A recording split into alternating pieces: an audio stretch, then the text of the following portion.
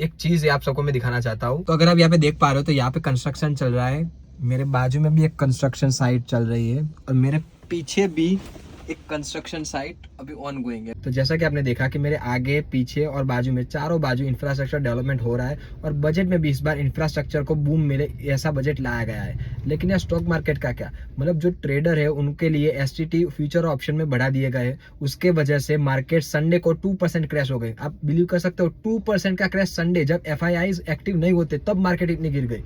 ये तो अच्छा हो कि कल रात को लेट नाइट को एक न्यूज आई कि ट्रेड डील हो चुकी है इंडिया और यूएस के बीच में, तो उसके कारण एक स्टॉक मार्केट में हमें रिकवरी देखने को मिली।